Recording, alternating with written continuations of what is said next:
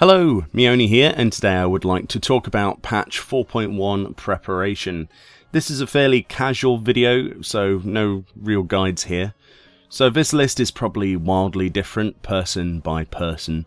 I'd like to share where my mindset is in terms of preparing for the content ahead. The first major thing I should mention is that I'm no longer in any form of static group. However, I am in fact looking to play with some people in 4.1. My girlfriend and my friend Mega. My girlfriend's leveled her scholar up, Mega's leveled his tank up, and I am obviously a white mage main. And we've geared up to a certain point. My white mage is 320, but I've been incredibly slack with actually capping creation lately, which is my fault.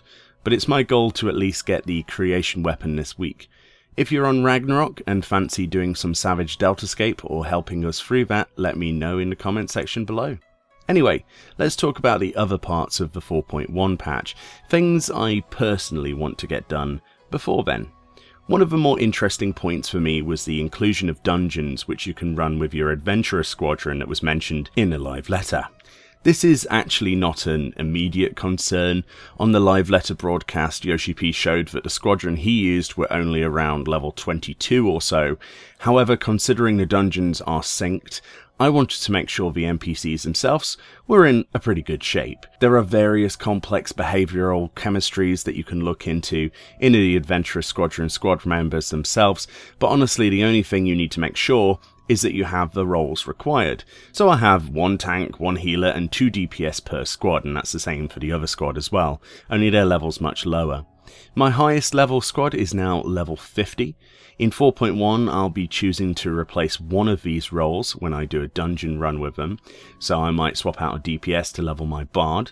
I'm interested to see exactly how much experience will come from these missions. It could be a really useful tool to level a few levels on some of my lower level alt jobs, or it could be completely useless, who knows. So next up, I had mentioned this in previous videos, I've been leveling up my bard in preparation for the new perform ability. However, this got delayed sadly back to patch 4.15, which is supposedly around 1 month after 4.1 itself if all goes well. At current, nobody knows the level perform might be at, in terms of acquisition of this action.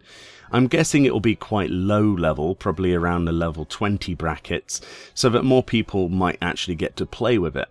But just in case, and as a matter of principle, I've been slowly grinding Palace of the Dead to get it up.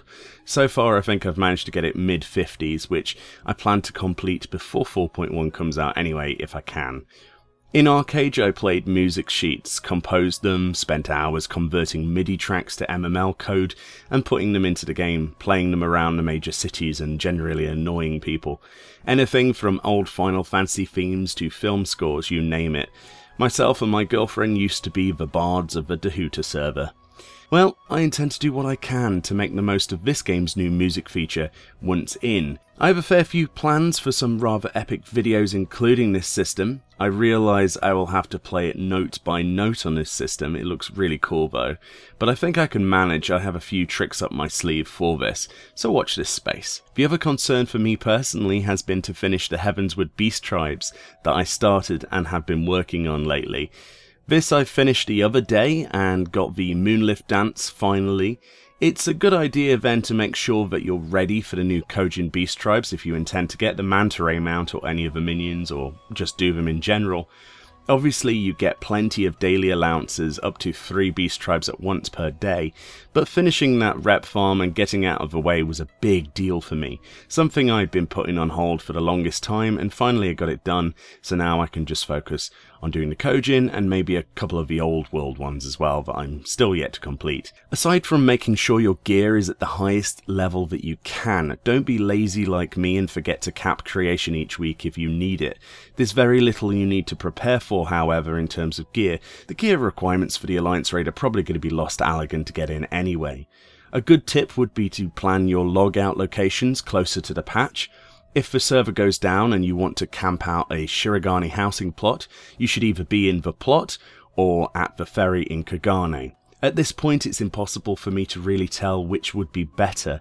If you stand by the ferry, you might not be able to actually zone into Shirogane when the servers go up, but on the other hand you might not be able to log in at all. It's really up to you, it's anyone's guess really, and I'm sure it will probably be a time-based release after the servers come up, but you never know.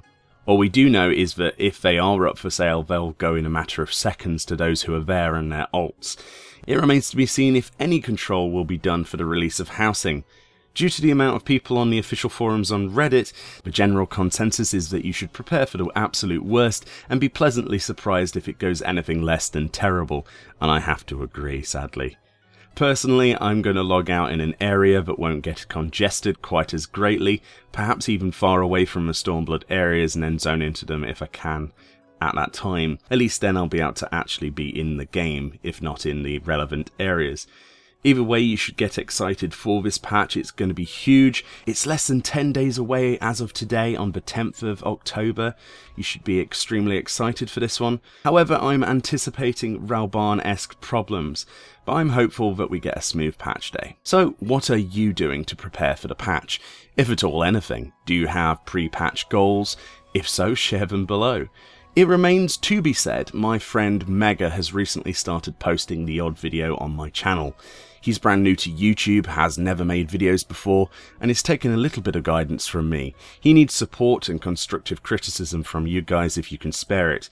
He enjoys Total War Warhammer and plans to put out more on the new game in that franchise that came out a couple of days ago. So if you could pop into the odd video and give him some love, that would be absolutely awesome. As for me, the usual near-daily FF content will continue, and I would like to thank you all for being with me during the adpocalypse. It's my dream to be able to dedicate more time into this into the future, and hopefully one day make it my job. But until YouTube sorts out their algorithm, advertising pays for very little in my life. But I'm not going to let that get me down. There are plenty of fun videos lined up for you on the channel, and I intend to continue having as much fun as I can without any real impact on you, my valued viewing public. Thank you all very much for watching this video, and I will indeed see you next time.